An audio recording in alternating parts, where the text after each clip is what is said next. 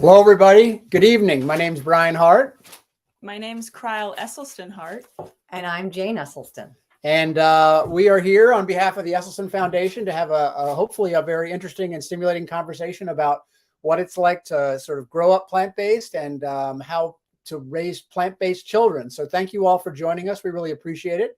So let's get started off. So Crile Esselstyn Hart, can you tell us a little bit about yourself? So introduce yourself to everybody. Yes, my name is Crile. Anne Esselstyn's maiden name. That's where I got my first name from, Crile. Esselstyn, obviously Esselstyn. And then Hart, my dad's last name. So I am currently 24. I am a plant-based eater. I was a swimmer athlete in college. And I'm proudly plant strong, but here to kind of just have a conversation with my parents about it so that all of you out there, if you have any questions, can kind of get to know some more about it. And we feel very lucky because Crile's home, living at home right now after graduating and working a remote job in marketing and communications, which is really nice for us to have her home. So we're really excited. And we've gotten to see that she still is, in fact, plant-based. I never stopped. She never stops. All right, Crile. So we're going to start off with an interesting question. So what's your earliest memory of being an eater that maybe was a little bit different than maybe some of your friends? What do you remember? My earliest memory? Well, we were actually so I have two siblings. I'm the oldest of three. Zeb is my younger brother, a lot taller than me, but he is 22. And my sister Bainin is 21. So we are all over our 20s, but we're all plant-based and we're all athletes. So we've been plant strong for a long time, but we were actually raised vegetarian when we were like 10 and under. So it was new at the time, like talking to my friends, like what a vegetarian was. No one really, I feel like I was we were pioneering for like young kids being vegetarian for sure. So that was a new thing. But my earliest memory, besides just like not saying, oh, I can't eat that at a birthday party, or, oh, I wish I could, it smells good, but I can't, or having my stomach hurt if I accidentally ate too much of something. My earliest memory, oh my gosh. Well, I just remember Anne always trying to feed us some funny new concoction she made when she was writing her cookbooks, and us just being scared away from it. But I guess it helps because it broadened our taste buds. So you can try that. You can always try showing your grandchildren some crazy concoctions to hopefully help them in the future. But yeah, I just remember kind of like saying to my friends, oh, I don't eat dairy, I don't eat meat. And they're like, what? Why? Like, why would you do that? I was like, I'm raised this way and that's all I know. So I don't know if that answers your Probably question. A lot of them thought you were just a picky eater or something like that. Like they just were confused. Well, honestly, I think because I was vegetarian / plant-based, I became even more pickier in a way, because I guess I wasn't used to eating those greasy, cheesy, oily foods at home. So even if I like French fries, it's made of a potato, but it's all deep fried. So I've been being picky a lot. I was very picky. I mean, I'm still picky. Well, actually, no. You've gotten so much better. I'm very good now, but I was really picky. So even as a picky eater, you were able to be plant-based, which is interesting. Yeah. So let's clarify the vegetarian, whole food, plant-based, vegan thing. This is something that we were discussing before we decided to have the conversation publicly, was that when we were raising our children, Jane and I were sort of, just like all new parents, we're trying to figure out what we wanted to do and how we wanted to raise them. And of course, we knew about Dr. Esselstyn, Essie's research, and Anne and Essie's work in plant-based. So we decided to not give our children any milk. We decided to not give them any meat of any sort. No eggs. No eggs. No fish. No fish. No. So nothing that was that had a mother, as Dr. Esselstyn says. And but we did kind of not freak out about dairy in the sense of a little bit of cheese on a pizza, or occasionally sprinkling a little cheese on like a Mexican food kind of thing. So we didn't freak out about that. And I think that's an important. There was a bagel and cream cheese phase for a while. Yeah, there was a bagel and cream cheese phase that went on for a little bit. But what's so interesting now is all three of our children, as young adults, are whole food plant-based. So it's sort of like we phased cheese out over time, which was interesting. And I think if we went back to do it again, we would probably raise them without any dairy products at all. But I think at the time, there wasn't even a lot of information out there about raising children plant-based. And so we were trying to figure it out on our own and reading whatever we could. And so it's, we weren't perfect by any stretch of the imagination. And I think Jane's brother, Rip, his children are younger. So his oldest is, how old's Cole? 15. 15. So he's got a 15-year-old, he's got a 16-year-old, a 14-year-old. Ted's kids were older than, yeah. Yeah. And so they are now totally whole food plant-based. And if we had to do it again, we probably would do it that way. But we did not freak out about a little bit of dairy here and there. So I want that, make sure that we clarify that. So what were some of the challenges you came across when you were growing up that you stumbled upon that you like we can talk school lunches. So now you went to a school that had lunches provided. You didn't have to, you couldn't bring your own lunch. Yeah. Lunch was provided for us from kindergarten through 12th grade. I went through the same high school from kindergarten through 12th grade. So it was provided for us all 13 years.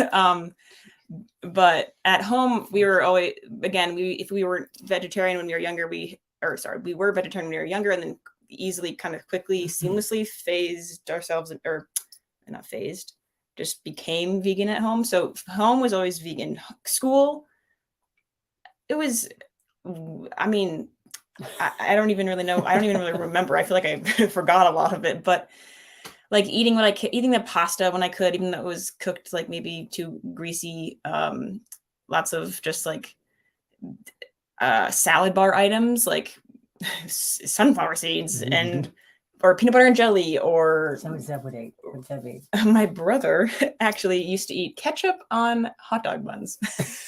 And he's 6'7" now. He is 6'7" So and does not look malnourished at all. So somehow he managed to live, even though occasionally he would have like hot dog bun with ketchup on it at school.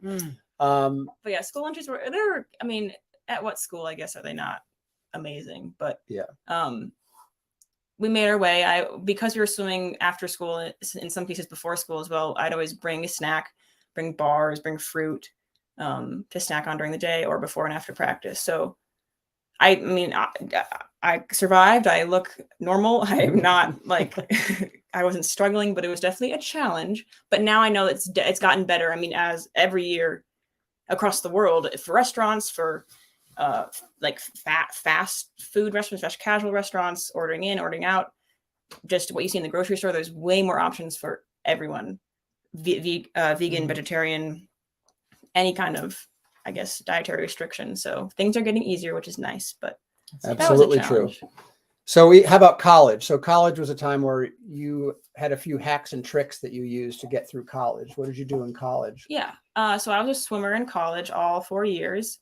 We would do lifting in the morning, swimming in the morning, and swimming at night. So it was pretty intensive, but I had been doing it since I was in first grade. So I knew how to nourish my body and what I could eat and what made my stomach hurt and what I didn't want to eat, etc. But the cafeteria, we had one cafeteria, and I thought it was pretty good. It definitely, like, I know other colleges around the country, like, maybe could have fantastic cafeterias. Some have so-so, but I made my way. I survived again. I did not like struggle too hard because I had these little things in the back of my mind where I knew like what I could do, what I could make from what I had. I oftentimes would get brown rice from the brown rice cooker, which was right next to the white rice, but I always got the brown rice. And then I'd take my bowl, I'd go to the salad bar, I'd put in some toppings, some greens, some corn, some cucumbers, carrots, whatever you would want, edamame, beans. They had tons of black beans, chickpea beans, kidney beans, all the kinds of sorts of beans. Sometimes I had like a chili, vegetarian chili, or a soup that I would even want to pour on if I wanted a rice bowl that wasn't with greens. But then I would take some salad dressing or some soy sauce and just drizzle it over, and there were some seasonings. I had rice bowls. They had crispy chickpeas at one year, which was awesome. They had hummus. They made lightning bowl. They made and of course, because my mom is my mom, she would talk to the in a nice way. She would talk to the people at my school, and they gave them her cookbooks, and they were like, oh my God, this is awesome. So they actually started incorporating some of her recipes at the school, which they still do now. They even started doing nutritional yeast pizza for vegans. Woohoo. So that was a nice plus. They also had a vegan fridge that had like vegan yogurts or like vegan mayonnaise, but like I wasn't going that route. I would go to the vegan fridge if I wanted, like, I don't know. I don't even know what that is. Sometimes they'd have like they would have like rice milk or oat milk. I would go there if I wanted to put my milk in anything like oatmeal. Yeah. So I think, Yeah. well, there's a few important points there I want to highlight. Like, I think you did a great job of navigating with what you had and figuring it out. And maybe Jane agitated a little bit to get them to add some recipes perhaps to the menu.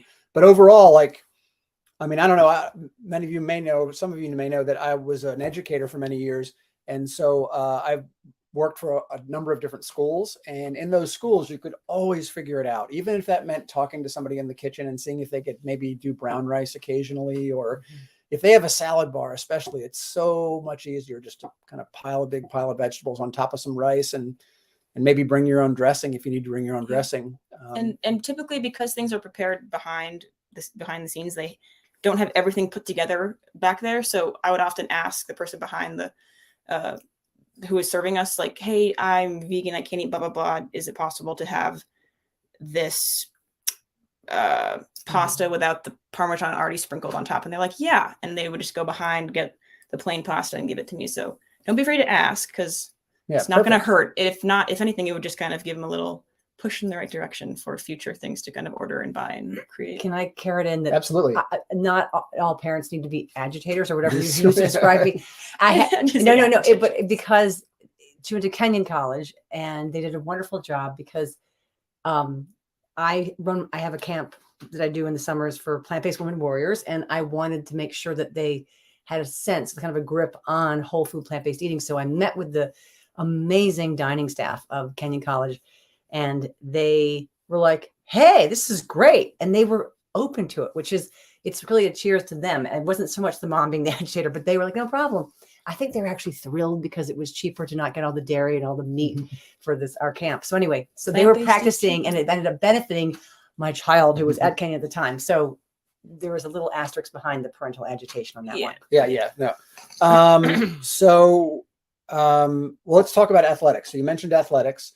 You were a Division III athlete with some great success, some national records in swimming. And so did you ever have coaches sort of push back on you and worry about what you were eating, or did you feel like you could navigate that okay? Yeah, surprisingly, and I guess thankfully, I didn't have any coaches that pushed back on what I ate ever, like from kindergarten through college when I swam. It was just how I was always tall. I'm 6 foot, like just about. I have been tall since I was like born. We're a lot of the Esselstyns are swimmers, so like I don't know. I never looked like I should be questioned, I guess, because like, why would you, like, I was doing well, I was tall, I was growing, I was strong, I was very capable. So I guess I'm glad that I was never really pushed back on that. I don't know if it would have changed if I was maybe a guy. Maybe my brother had a different experience than I did, but my coaches supported me. They were interested, especially in college, because I guess just as you're older, you were able to have more adult-like conversations with your coaches. So they actually were interested and would buy some of the books that my family has and watch some of the documentaries. But I feel like the most pushback I actually got was from my teammates, not in like a negative way, just curiosity or like questioning, like, where do you get your protein from? Do you get enough vitamins or mineral, like just kind of asking me these questions. And I'm like, well, actually, do you know where you get yours? Because I know where I get mine. But yeah, it's a lot of curiosity, because it's still like, I guess when I was growing up, it was very new for people my age, people in the sport, kind of the world. I mean, not new, but just, it was interesting. People wanted to learn about it. Well, can you talk about your other teammate, David, who did really well too? Oh, sure. I mean, I like to think that like it was only positive influence. I guess my family is only a positive influence on everyone out there. We didn't have anything to do with them. But yeah, some of the teammates and relationships, girlfriends, boyfriends, all my pals, I guess, would even kind of start eating the way that I did just because they were around me. Not like just because they wanted to be friends with me, but because they like obviously they're interested and they wanted to learn too. So I have friends who are still vegan, who were vegan for a long amount of time when I was with them, who actually are still vegan to this day. So just kind of, I got their foot in the door, or they got their own foot in the door. Yeah, like the longtime high school boyfriend. Is still vegan. He's still vegan. And, like 6 years later. All right. So how about navigating like social situations? Did you ever find that you got like people really push back on you, or that you had to, even when you were younger, like were people pretty okay about you just saying like, hey, I don't eat that? And what did you say to friends when they would be like, no, Crile, come on, you got to eat this?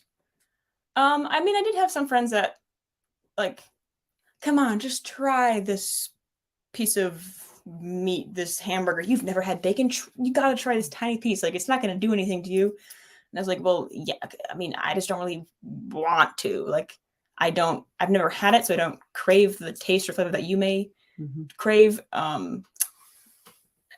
I feel like the pushback, again, my experience was positive. I do have I have siblings or cousins that may have, again, other instances or stories to share, but you can't help but kind of bump into some people who think they know more than you, or will question you in maybe a strange tone, and you'll just be like, hey, it's what I'm doing, it works for me.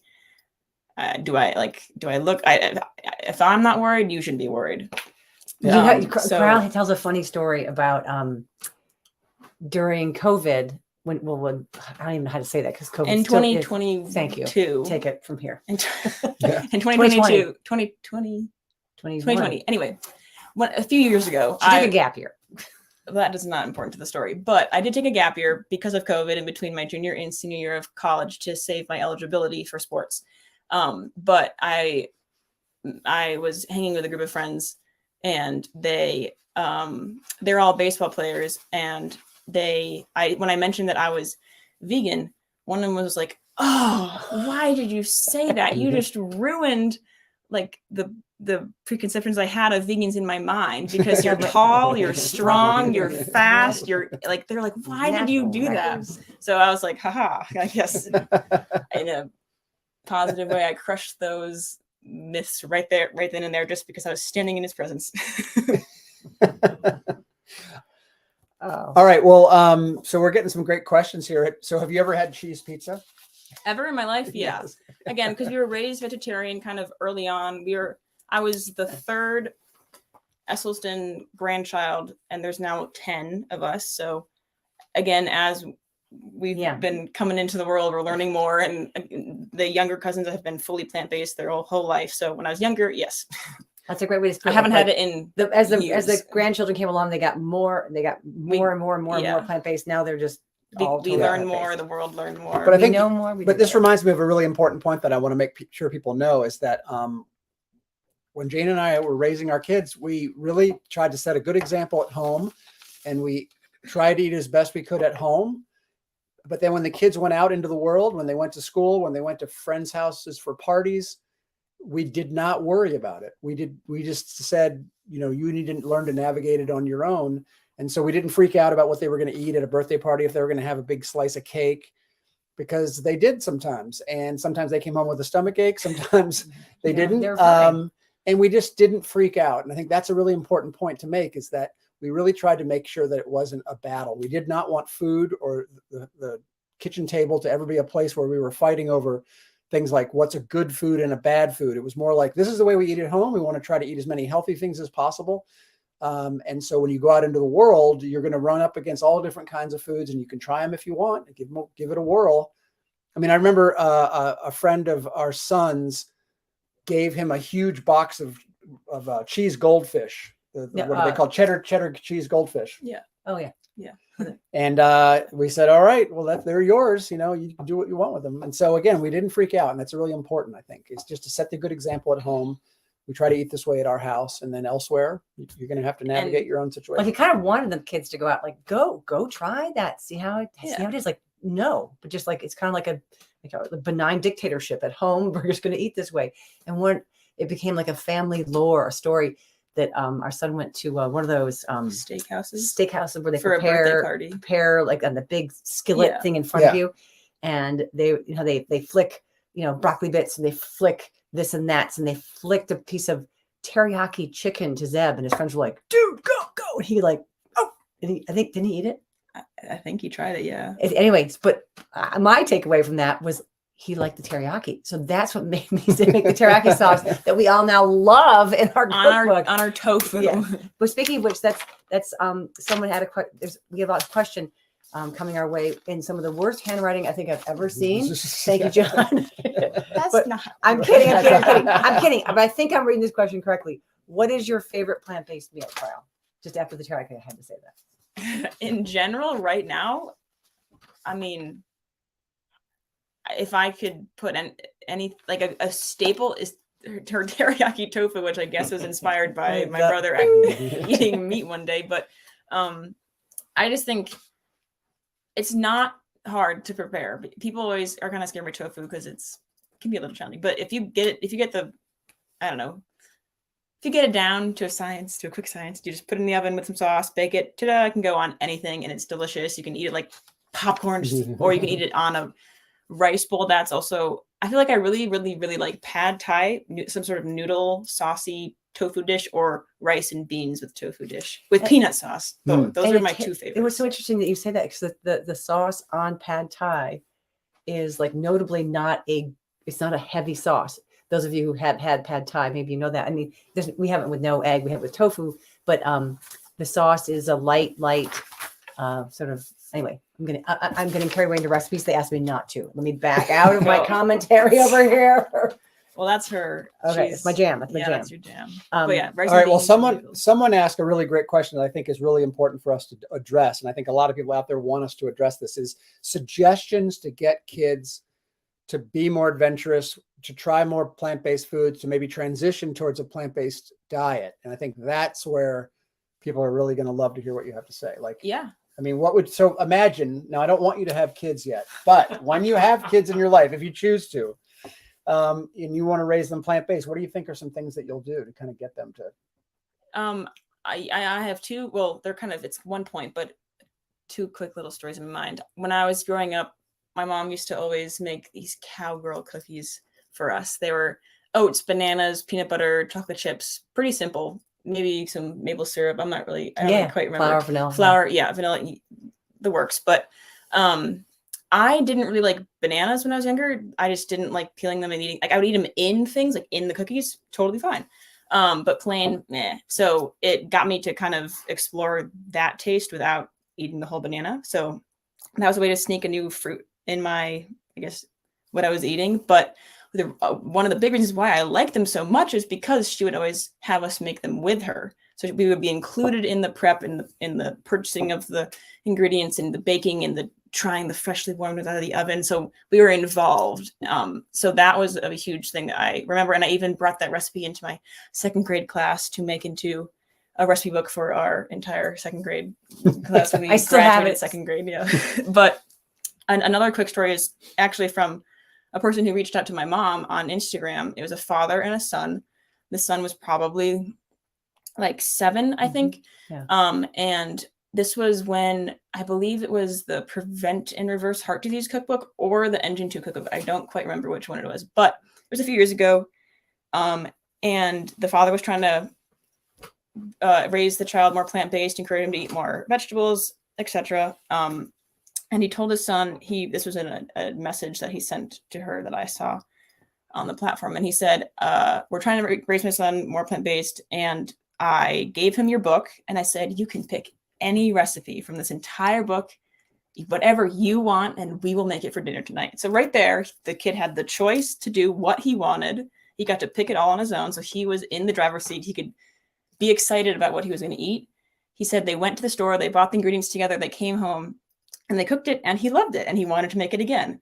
And the recipe that he picked was carrot hot dogs, which, like, as a 7-year-old, to boil carrots and then eat them in a hot dog bun, like with their hot dog toppings, is pretty like, adventurous. Pretty advanced. It's yeah. like I wouldn't eat that when I was 7. But I love so, how you said if he'd been served that. yeah. So because he was involved with it and he had the choice and he was excited about it and he made it. Of course, he's excited about it. He's going to try it, even if maybe he didn't actually like it. It's just the adventure of getting to that point. So again, if he was served that on a plate, I don't think he would have been as excited. So include your kids, have them choose what they want to make it their choice. So they kind of, Yeah, you want them to have choice for Yeah. sure.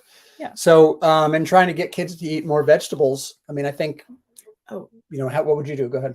yeah, I mean, I was just to say, besides, that reminded me of another cookie recipe that she made with zucchini.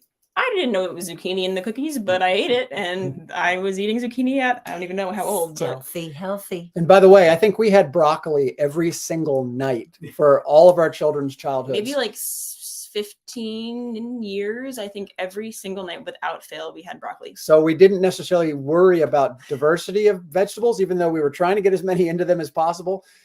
They all were okay with broccoli, and so we made it all But the I time. actually got not okay after a little while, if I may confess. I said, you guys, we are doing salad training. This is salad training. I don't care. We're going to go to the wall of dressings at Heinen's, our local store. You can choose whatever dressing you want, but we need to train how to eat salad because people think that vegans eat salad. That's all we eat. Only salad. And Crile was like in protest, and she's like, "I didn't have a salad till I was a senior in college." Mhm. I mean, she would put greens and things. She No, would have, that's out of context.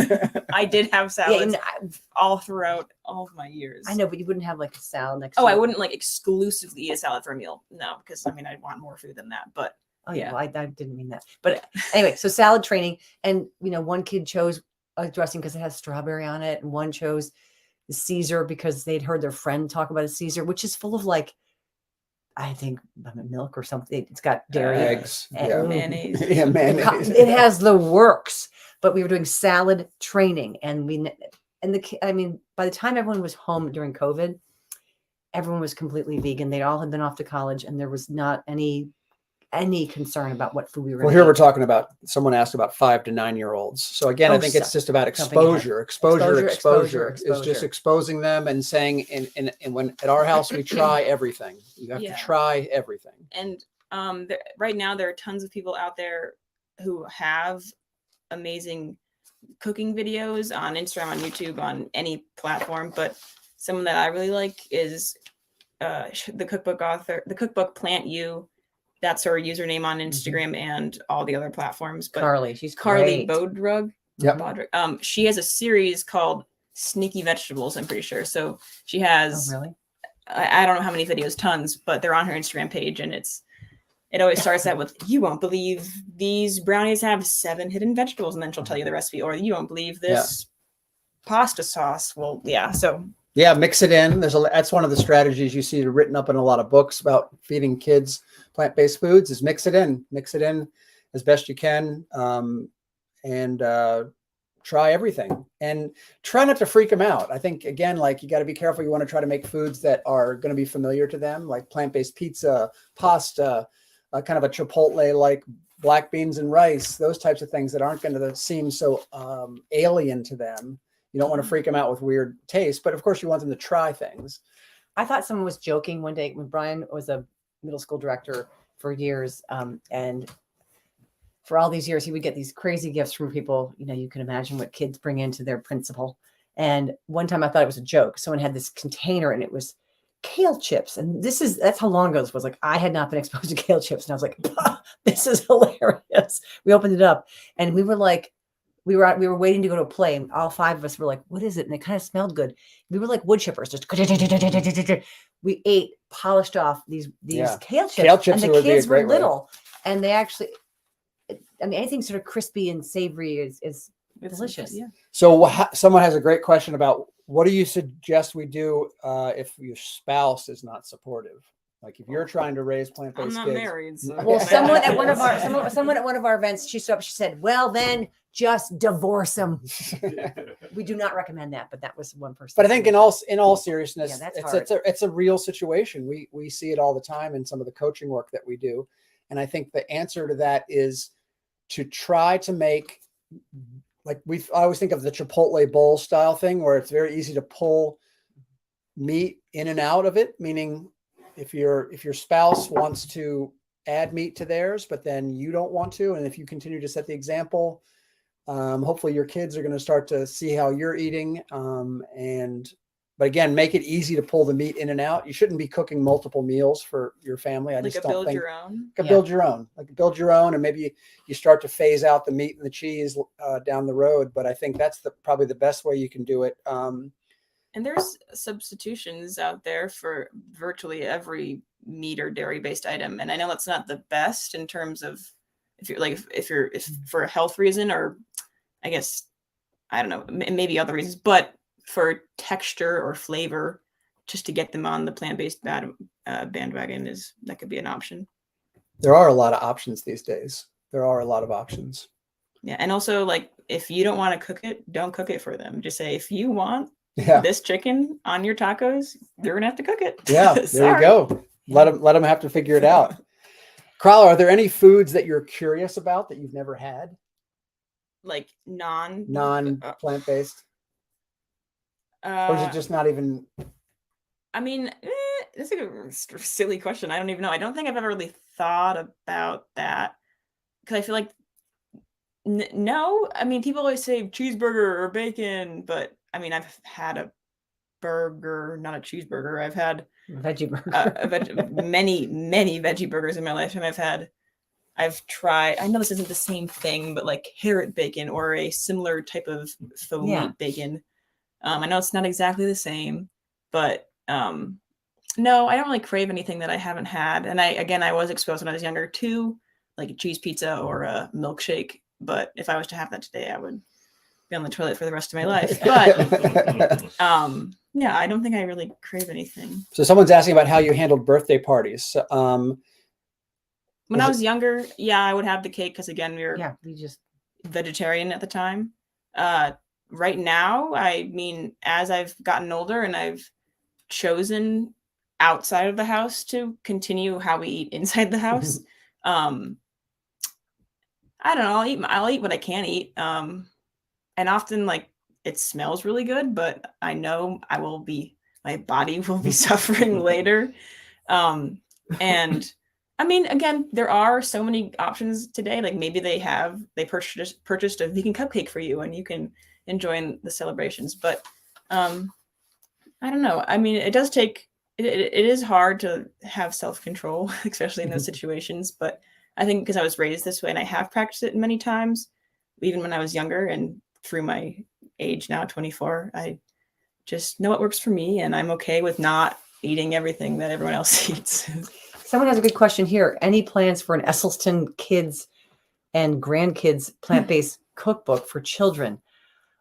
That's a great question. Thank you for the enthusiasm and interest. I was asked that when I was like 9 at a Plant Strong event once. Are you guys making, because honestly, from raising our kids this way and seeing my brothers who've had kids after we had kids raise their kids fully plant-based, there really isn't so much I think that France, maybe I'm wrong, but France is a good model. Like, kids just eat what the parents eat, and it's just so easy. Mm-hmm. And thinking about it, like, our kids love little tofu cubes, and some friends of ours, remember Coulter used to eat like raw tofu cubes as a kid, and we all were like, oh, it has to have tamari on it. But kids will try things, and the kids picking up the little black beans one at a time was always so cute. They would just pick up these little beans. And I didn't like beans for the longest time, and I literally would put maybe 3 or 4 in my rice bowl. Mm-hmm. And then it became 5 or 6. Then it became 10. She had rice and bean. I literally had a rice and bean bowl. But yeah. So Jane, here's a question for you. After a year, did your kids drink like a soy? After breastfeeding, our kids, things change all the time around those guidelines, and definitely take your pediatrician's advice on this. We all went to soy milk after the kids all nursed around a year. A soy, not milk, but soy formula, but ish thing. And then we got them off bottles and onto just food. But we did not use any cow-based milk ever with our kiddos.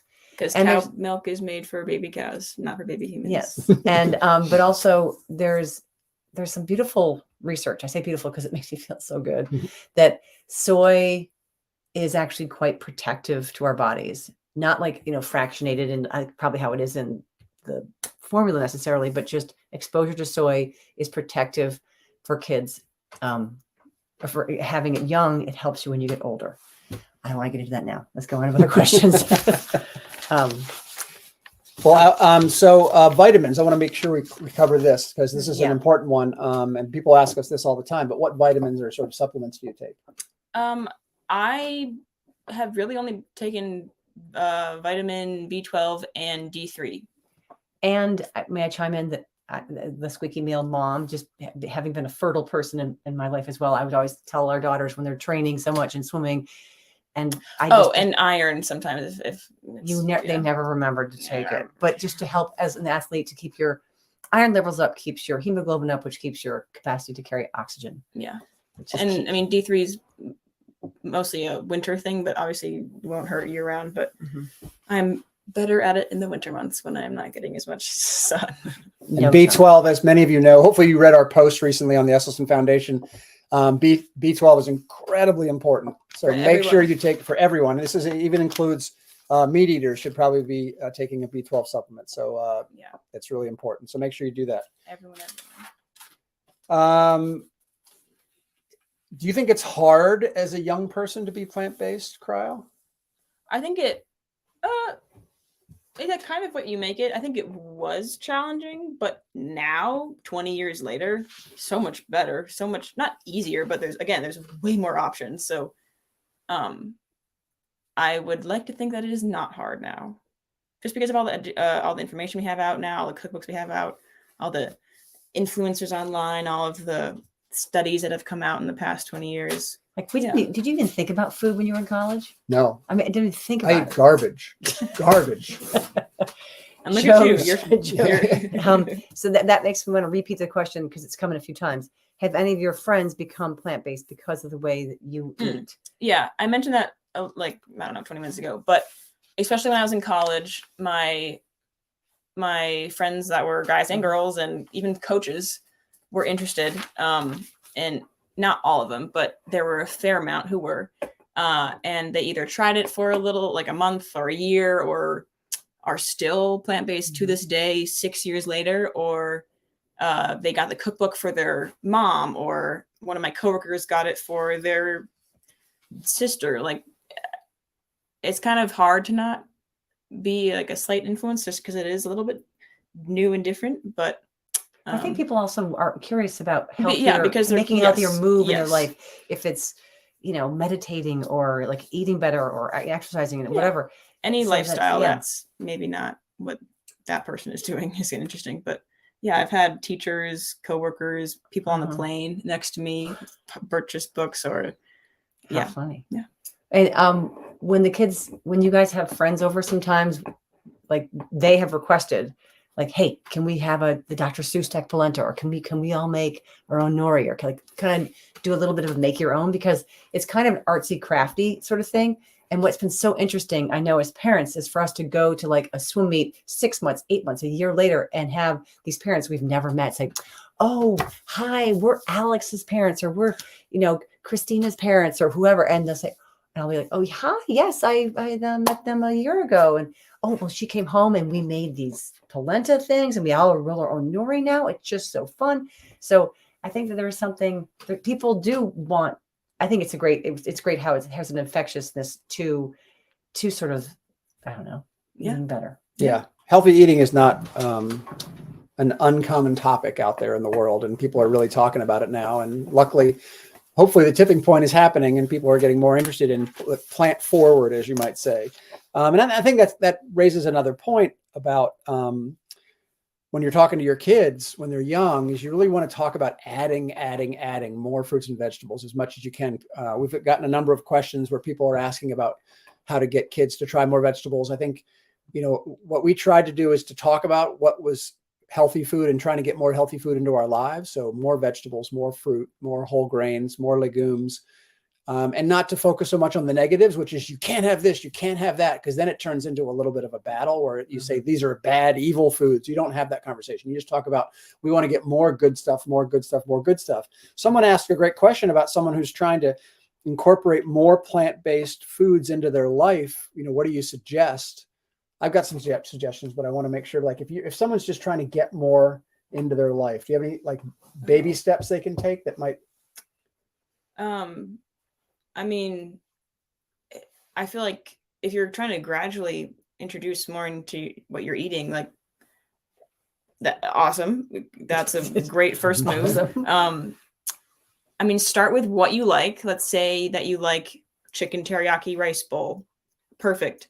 Maybe make that one day, maybe add some vegetables to it. Maybe the next time you make it, keep the vegetables and maybe try it with tofu, but with the same sauce. Maybe next time, add some Snokies to it. Add some new vegetable. So start with what you like, build upon that. Maybe it's a cheese pizza. Maybe you have a cheese pizza, but then you put some peppers and onions and mushrooms on it. And then the next time you make it, you do vegan cheese or nutritional yeast. So yeah, just take something that you know that your body likes and slowly add vegetables or replace the meat or the dairy, or maybe just season it in a different way. Who knows? Just, yeah, start with something that you know you like. Yeah, and I think when you're working with a family, just decide that 2 nights a week are going to be your plant-based nights. Maybe it's Monday and Thursday. And just let the family know we're now going to try, plant Monday, plant Thursday, and stick to that. And so they know there are no big surprises. They're not going to come home from school and say, oh, you never told me. You just prepare them on Monday nights and Thursday nights. We're going to have a plant-based meal. We're going to try it, see how it goes. You can slowly introduce it and people get used to it. And I love that idea, but some families kind of go, oh, mom's doing this. Like, I'm going to go out to dinner. Like, but maybe if it's pasta and there's just no meatballs.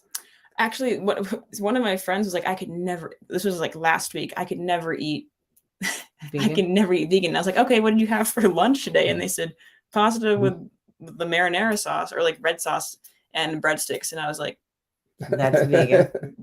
That was vegan. Like, they're like, they were just kind of stumbled. I mean, people probably eat more plant-based than they realize. You have oatmeal with some fruit.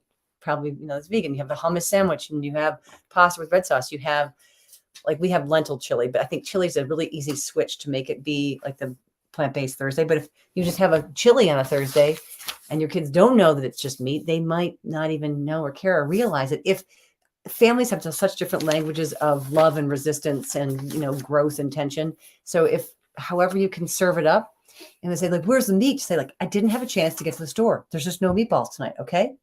Next week we'll have meatballs, but just choke it down here without the meatballs, love.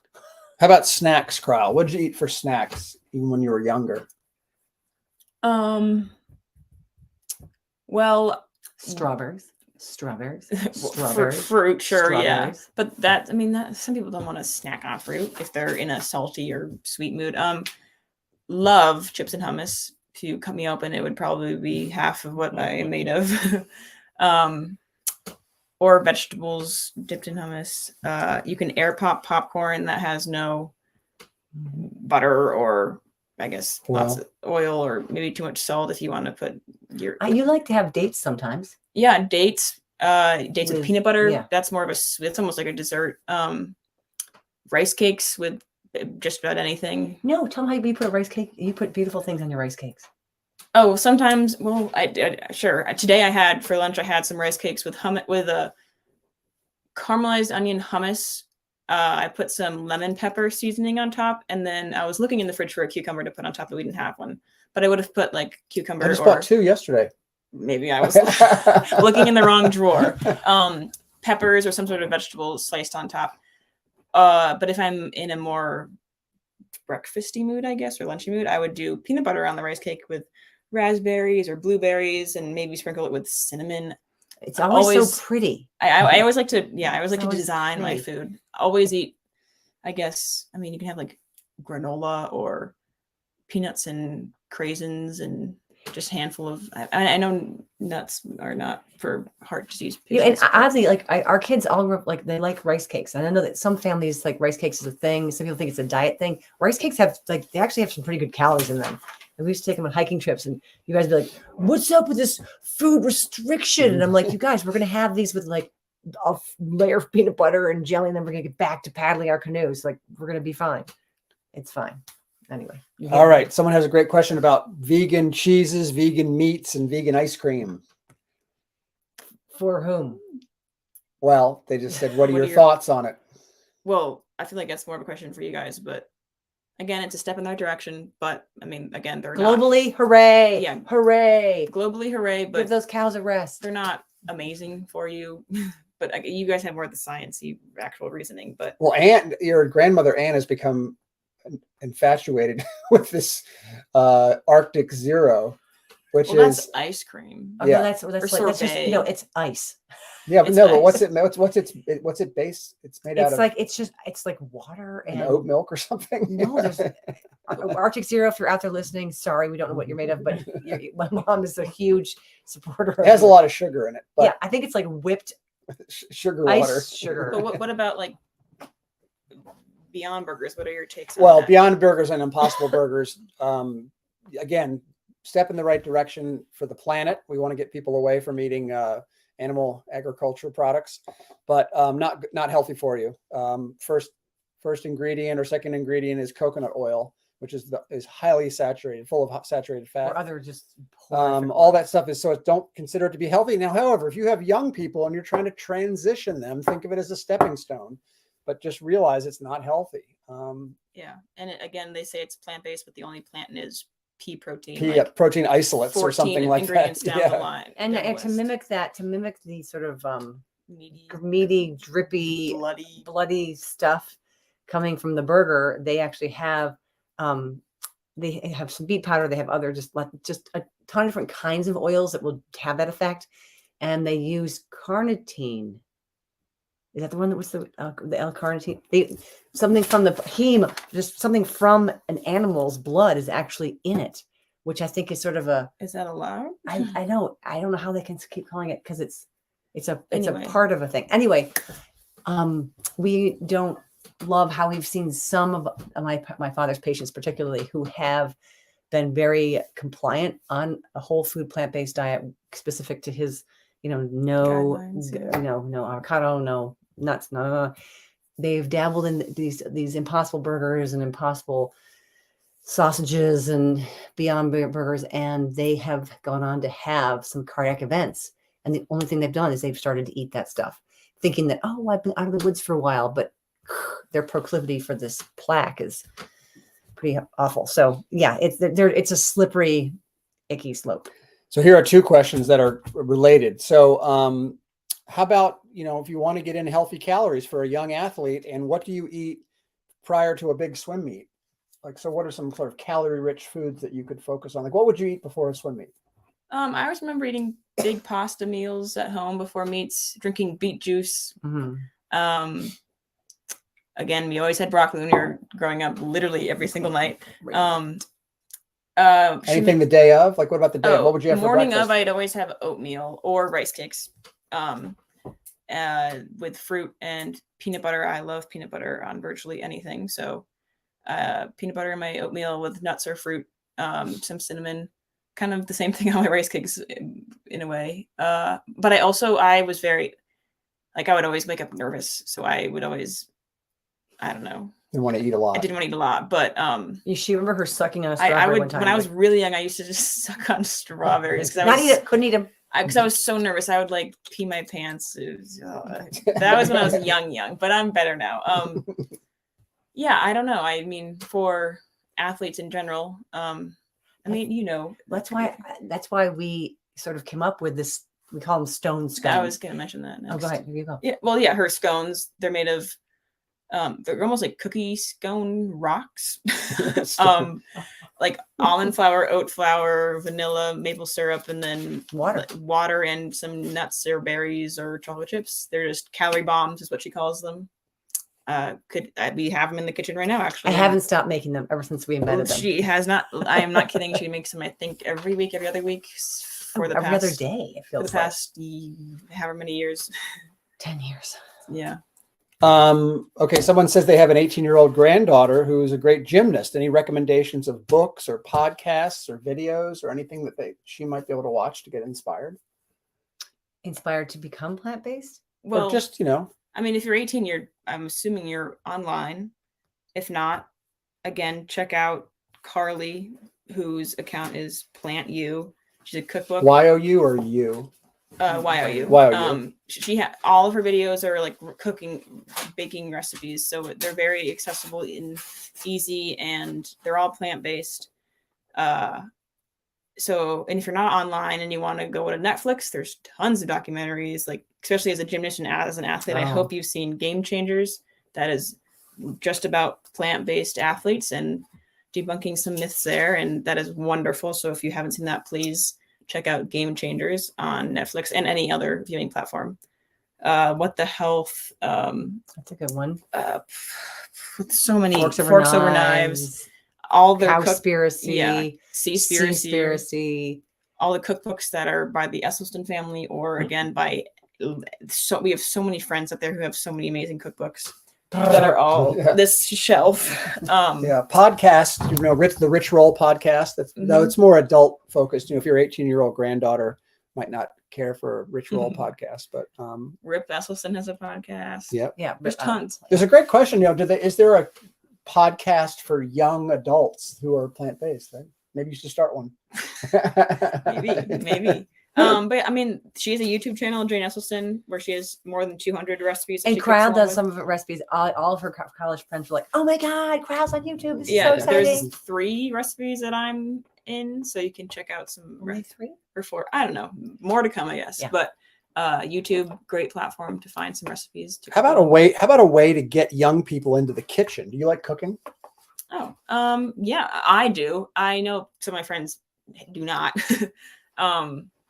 My sister loves it. My brother, I think I had to teach him how to like make something up. I don't know, make something very simple the other day. But I was thankfully I was raised in this household with a wonderful cook here. He's the better cook. Who writes cookbooks, but who is the actual chef. So yeah, I mean, we would make our own meals some days when they were out of town, if we were like in high school or something. And then in my gap year between my junior year and senior year of college, I lived alone, or I didn't live alone, but I lived with friends, and had to survive that year, and learned exponentially grew my knowledge when it came to cooking and baking and such. So I kind of got a little head start there on adult life, but yeah, I do like cooking. Sorry, what was the question even? Just about inspiring. This person inspiring. writes in that they have a 19-year-old son who loves plant-based, but any thoughts on inspiring him to get into the kitchen? Oh, again, maybe have him, if you like, hey, I want to make this today. Do you want to help me? That works for kids who are 5 and kids who are 25. Well, an interesting strategy we used during the COVID shutdown, we had suddenly 3 children who were all in college came home to live at home, and a couple friends, who came with them. And so what we did was we rotated evenings where, one night it was Crile's responsibility to be in charge of dinner. It didn't mean that they were on their own, but they had to plan the dinner. And if they needed help, we could help them cook. But that was, I think, really good for everybody to take a spin on. And, if you have a 19-year-old son, he's fully capable of cooking a meal on his own, or at least with your help. And so I would suggest getting him on the calendar. One of my brother's friends actually did a project that surrounded plant-based eating for school, but the final project was to cook a full meal for his family on the last day. And he, as a 19-year-old boy, I think he served them raspberries and then maybe pasta, but he tried and he experimented. But yeah, that schedule was really fun. He made corn muffins. He made pasta. He did a good job. But yeah, put them on a schedule. Say, hey, 19-year-old son, you get to cook on Tuesday nights for the family, and I'm excited to see what you make. Yeah. Someone asked about the beet juice. That's just a powder, right? Yeah, you can get it as a powder. I mean, athletes all over the place are drinking it now. And it comes in like the fresh, like the Well, refrigerated. there's Yeah, so many. There's beet juices that are pre-made that have maybe other vegetables or fruits in it. There's like immunity shots that maybe were just beet juice in a small little vial, a little capsule thing. There's beetroot powder that you just scoop and put into water, shake it up. So there's so many different ways. People drink it for, I mean, you can drink it, I guess, if you want, but lots of athletes do because it helps with your So, Crile, do you Yeah. do you personally avoid oil and nuts like Dr. Esselstyn says for heart patients, or? Oh, well, I'm knock on wood, I don't have any heart or issues. So I don't necessarily need to be following a heart healthy diet because my heart is healthy. I don't eat oil. I don't really like cook. We don't even own it in the house. If I do have it, like in a restaurant, if I go out to eat it, kind of messes with my stomach. So no oil, but I do love nuts. Yeah. I mean, like our scones tonight have some hazelnuts in them and some pecans in them. Yeah. And there's almond flour makes it. So that's not a heart disease. People always ask me where I get my protein from, and that's a huge food from all foods. But I always like to say like tofu, greens, peanut butter, hummus, scones. Yeah. Okay, here's a question about teens who want to gain weight, who are actually maybe a little underweight, and they want to be plant-based. That's actually a question that we get more often than you would expect. And eating kids who are lean, that's really okay. Like we're not all supposed to be fully formed from like being a little kid to being like muscle person or a big person. And even older people who are really thin, if they're going to gain weight, they're probably just going to gain a belly. I mean that in like, they're not going to gain like biceps and triceps. I mean, I'm talking like, people in their 80s and 90s, unless they're working out a lot. Yeah. It's hard to build up them. But having a lean kid is actually their body's in some sort of equilibrium. But if you're really needing to gain weight and you want to be plant-based, eating things that are a little bit more calorically dense, like having more bread, having more beans, and having more rice, pasta, and using just more of everything. More avocado. Add avocado because I don't think a 19-year-old is at risk for heart disease necessarily. Nut butters. And get some nut butters in there. And just be comfortable eating more. People who go plant-based still make their little, like their one serving bowl of oatmeal. And I'm like, I would eat like 3 of those. Yeah. Portion sizes. And also like, don't be afraid to eat snacks in between your meals, or maybe have a 4th meal, or fuel before and after workouts appropriately, right, like or trail mix, dried fruit is calorically dense. Drink water with that. Yeah, always drink water. And of course, we're big fans of water only, by the way. So if your kids, that was another thing we didn't do at our house, was really buy many juices, or certainly not any soda. That was one of our most important points. We've saved thousands of dollars and thousands of calories by just drinking water. Just drinking water. All right, I think we should close on this question here because we're about to run out of time. How do you make sure your kids get a balanced diet? I don't have any kids. That's kind of a no, but I think that's always the concern. It's the great question to end on. Great, and I think that we're always learning more. We're always learning more, and when we were growing up, it was like, remember the 4 food groups, like the 1, 2, 3, 4, like Kellogg's made that because they wanted to sell more cereal. And like, there was a kernel of truth in that. Like, we do need to have what's best for the human body is to have fiber. I mean, anybody who's studied the gut these days, fiber, which you can only get from plants. So eating a rainbow of colors from grains, greens, beans, berries, nuts, legumes, pulses, whatever you want to call them, lentils, grains, the variety of colors and shapes and sizes, and you're gonna get everything you need from that, except for B12 and D. B12 and D, and what's I'm glad you said that, because all the foods I just was sort of in my own mind envisioning, but what I mean by this, like the cornucopia. I'm trying to think of all this stuff. They come from the earth, and the earth is where all these things we need. Calcium is from the earth, iron from the earth. magnesium, all this stuff comes from the earth. And the best way to get it is plants, not through some cow's body that comes out her udder, getting it from the ground is great. And the things that we're often missing on a vegan diet or plant-based diet, D, which comes from the sun. It's not just vegans, it's everybody. And same with B12. And B12 comes from like actually bacteria on top of water in the flowing streams and dirt from the ground that we don't drink out of streams anymore. I hope. we're from Ohio near that spill. And from the ground, our food is very clean these days. So it's been cleaned of that bacteria. So again, they're not like nutritionally based things. These additives we take, additives, what are they called? Supplements.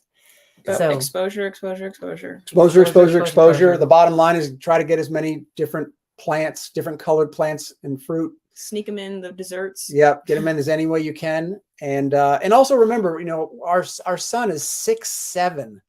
He is not protein deficient, and he survived for a number of years on hot dog buns and ketchup. Not a number at lunch. I mean, at school. That was like maybe a year or two when he was 10. He didn't eat. And for his birthday at school, I was like, so should we like bring in some, like you can get vegan donuts and stuff? And he's like, no, let's just bring in can you bring in some root beer? Like we had root beer with his third grade class and plums or something. Bananas, root beer and bananas. Which kind of makes me a little nauseous thinking about weirdest party in third grade I've ever seen. I felt like I was coming to like keg party. I had all these bottles rattling as I walked in. Well, my point is that kids will survive. I think we get as parents, we get fixated often on like optimizing everything. If you're feeding them really well for breakfast and for dinner and sending some healthy snacks and they happen to have a crappy lunch, they're going to be okay. Yeah. Sorry. We were raised vegetarian, and at home they made the kind of default choice healthier than what I could choose to eat. When if I went out, they didn't make us scared of certain foods. It was all just positive reinforcement, but healthy education. So on our own, myself and my siblings, not being pushed by our parents, but we came to it on our own. We came to being vegan or plant-based on our own over the years because we were exposed to what was good, what we liked when we were younger, even though we weren't raised perfectly over time. We just knew what worked best for our bodies, what we thought was best. So yeah, don't be afraid to make mistakes, but also don't be afraid to just push them in the right direction, but don't make it a negative thing. It's all positive, but things will work out, and as they get older, they'll learn more. And yeah, he's my hug. All right. Thanks everybody for tuning in. Keep sending questions because maybe we'll do another session like this. And if you want to rewatch this or send to a friend or share, you can rewatch the whole thing on the Esselstyn Foundation YouTube channel under the live section. So you can rewatch whenever you want. And please subscribe if you don't mind so we can get more followers. Thanks so much. Have a great night. Thank you. Thank you. Bye-bye.